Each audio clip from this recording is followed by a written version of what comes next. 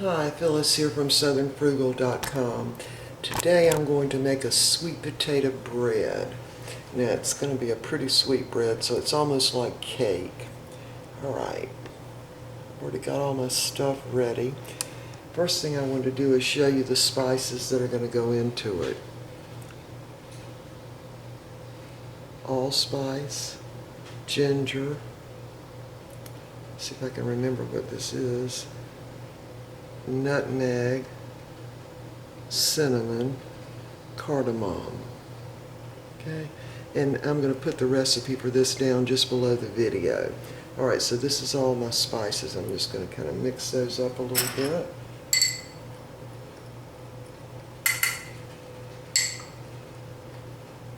Make sure there are no little lumps in it. Now the cardamom, it's a pretty expensive spice, and it has a slight, well, not a slight, sort of a medium lemon flavor, really.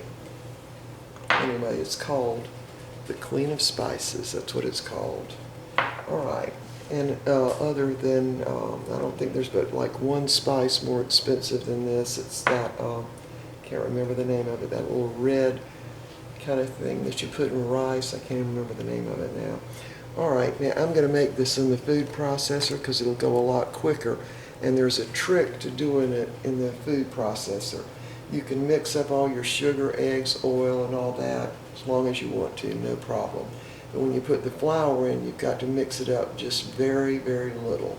So we're going to start right out with the sugar, 1 cup of regular sugar, 1/2 cup of light brown sugar, and 2 whole eggs, 2 large eggs. Alright, now we're just going to go ahead and put 1/2 cup of vegetable oil in.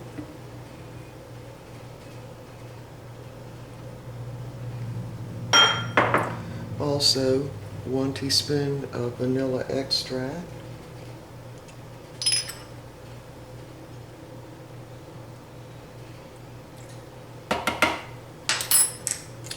And I'm going to go ahead and put in all the spices.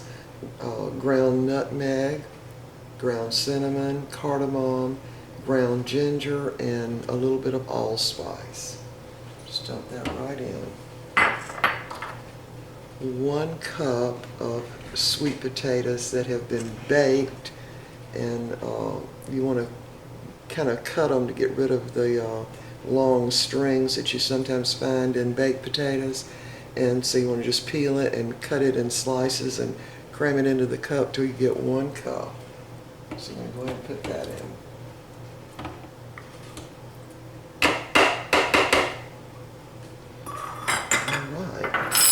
Now the only thing that's left is 1 3/4 cups of all-purpose flour that's already got the salt, baking soda, and the baking powder in it, and just 1 cup of whole milk. Alright, we're going to do the first part of this on the food processor and just let it go for a while. So once it gets done, we'll be back. Okay, I let the food processor run for about 2 minutes, and it's thoroughly mixed now. Now I'm going to add in 1/3 of the flour. And by the way, you want to sift this flour and then measure it. 1 3/4 cups. I'm just going to hit the pulse. Alright, now I'm going to alternate that with my 1/2 cup of whole milk.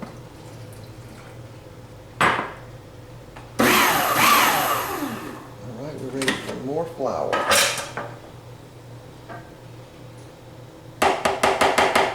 Put another 1/3 in.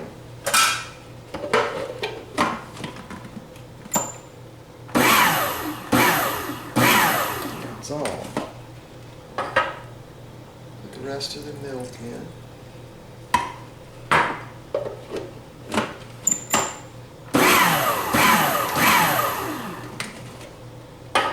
Then the rest of the flour, you want to begin and end with flour. Kind of like if you were making a cake. I'm going to let it run for maybe 15 seconds.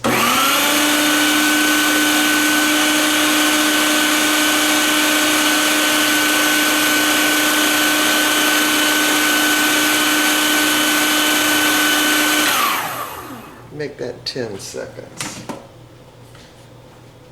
Alright, we are ready to put that in there. This is, I think it's a 5 by 9, just a regular loaf pan, not the small one, but the larger loaf pan. And I have greased it with some Crisco and then coated it with flour because I want the crust on the bread to not be like hard, you know, or crispy. I want it to be more cake-like. And you want to bake it on some other type of pan, like a cookie sheet or something in the oven, because you don't want it to burn on the bottom. And we're going to bake this at 350 degrees for 50 to 60 minutes, or until a toothpick inserted in the center of it comes out clean. I'm just going to make a tall loaf of bread.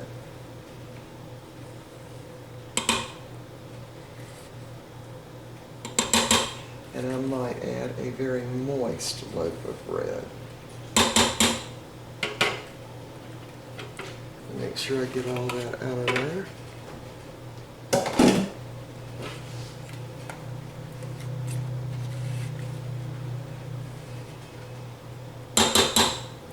Alright, we're ready to put this in the oven. 350 degrees for 50 to 60 minutes until a toothpick inserted right in the center of it comes out clean. When this gets done, we'll be back. Okay, the potato bread is done. I just took it out of the oven. When you make this, don't forget to put it on a little cookie sheet or something because you don't want it to burn on the bottom. Now I'm going to let it oh, it's hot. I'm going to let it sit here for about 15 minutes in the pan. That way it's going to continue to be moist. So when we get it cooled off a little bit, we'll be back, because then we'll be ready to eat the vegetarian soup. And let me just tell you what that's got in it. Some of the tomatoes from the garden that I froze. It's got potatoes, black-eyed peas, green butter beans, bell pepper, onion, celery, and I can't think what else. I think that's about it. Anyway, all vegetarian soup, which I love. Okay, so back to the bread. We're going to be back when it gets cool. See you in a minute. Okay, the potato bread has somewhat cooled. Now, if you want it to cut really great, you need to let it cool completely. But as always, I simply can't wait that long. So I'm going to go ahead and cut us a piece to go with our vegetable soup.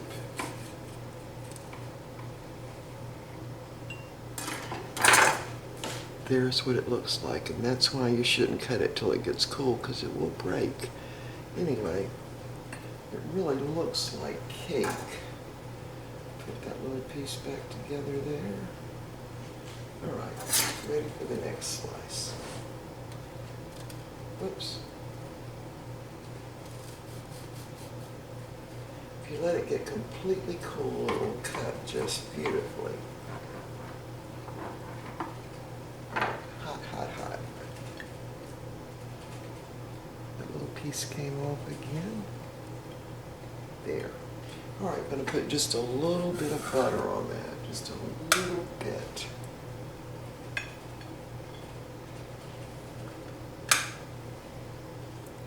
And we're having this with really vegan soup. No animal product whatsoever in the soup. And I was telling you what was in the soup a while ago. I think I forgot to mention the potatoes, but it's black-eyed peas, green butter beans, potatoes, tomatoes, celery, onion, green pepper. Yeah, that's right. Anyway, it's all vegetarian. All right, so we are ready to eat.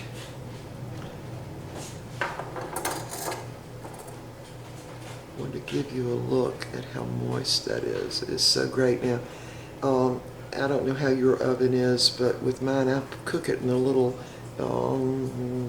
cookie pan. But your oven, you might not have to do that. My oven's kind of crazy. But anyway, it is wonderfully divine. Very, very good for the fall of the year. All right. Now, we are also with this meal having some apples that I froze a couple of months ago, maybe about 3 months ago. Remember the little shortbread cookies? I did a video on those. This is how I use them. Stick it right down in the little bowl of apples. These apples have got a little bit of sugar and a little bit of cinnamon. There you go. That's how I like to serve the shortbread cookies. All right, we are ready to eat, and we will see you next time.